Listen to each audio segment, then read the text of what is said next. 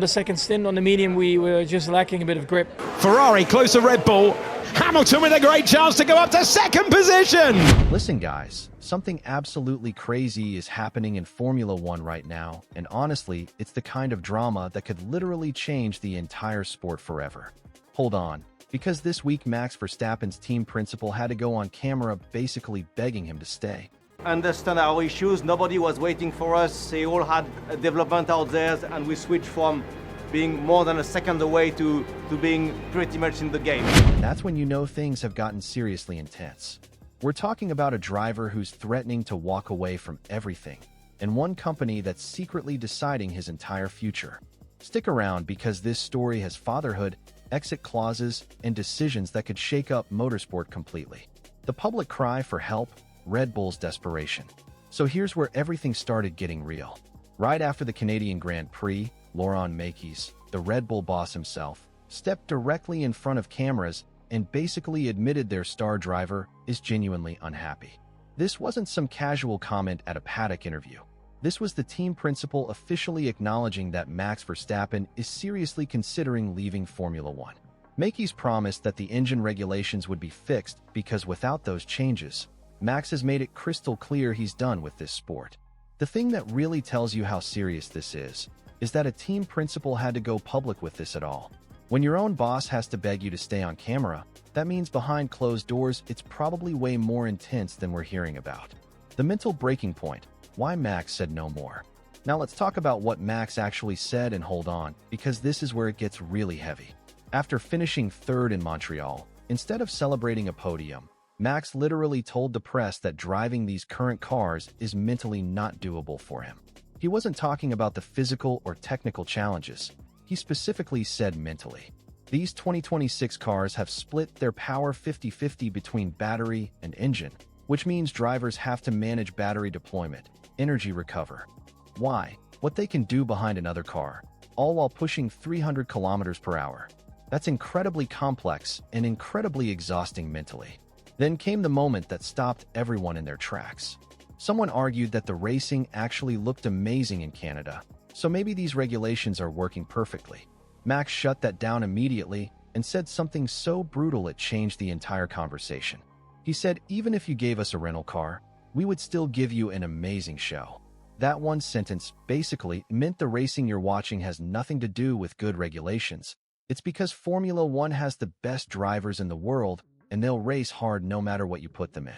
The racing is good despite the cars, not because of them. The paddock explodes, drama and backlash. But here's where the entire paddock decided to jump into the conversation, and honestly, it's entertaining as hell. Günther Steiner went on a podcast and straight up called Max a hypocrite. He said Max's opinion on regulations completely depends on where he finishes on Sunday. Get a podium and the rules are fine. Finish at the back and Formula One is broken. Steiner basically accused him of political maneuvering just to pressure the FIA into changes that benefit him personally. Then Ralf Schumacher jumped into the drama and said Max needs to stop sending mixed signals because teams and sponsors are literally waiting on his decisions, and this constant drama is becoming a distraction for the whole sport. But here's where it got really good.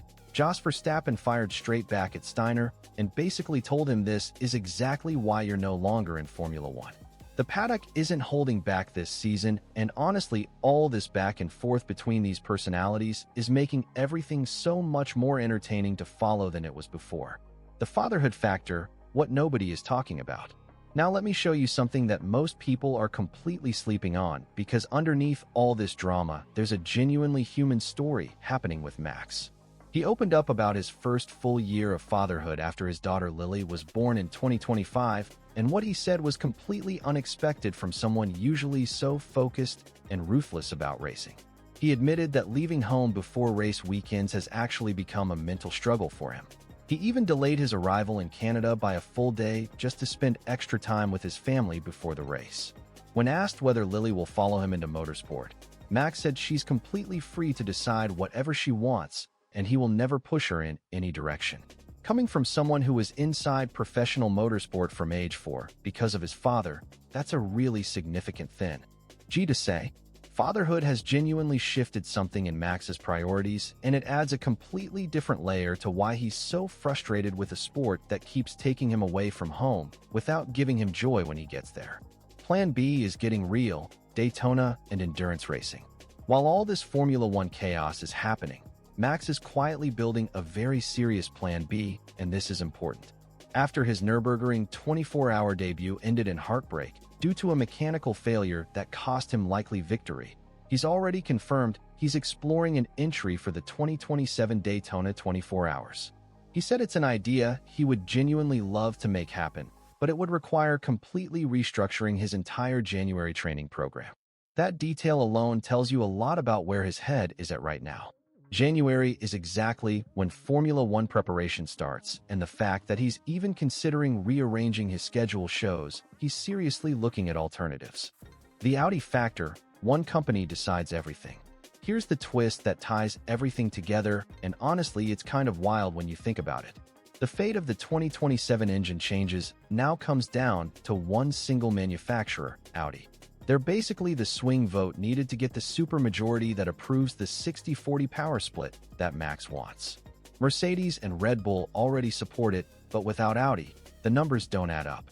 So essentially, a car company that has barely started racing in Formula One is currently holding Max Verstappen's entire future in the sport in their hands. That's honestly incredible when you really think about the power of that position. So let's bring this all together, because here's what's really happening. Mekies went on record and promised a fix. Max said these cars are mentally not doable and dropped that rental car quote that broke the internet. Steiner called him a hypocrite. Schumacher told him to make up his mind. Joss fired back at both of them. Max opened up about fatherhood, shifting his priorities completely.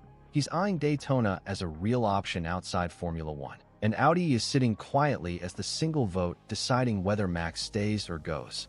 My personal opinion is honest with you. If Audi votes no, Max triggers that exit clause and leaves. He's not bluffing anymore. The sport would lose its biggest personality, and that would be absolutely massive. So here's my question for you that I genuinely want answered in the comments right now. If Max Verstappen actually walks away from Formula One this summer, does the sport survive without him, or has someone already taken over as the next big thing?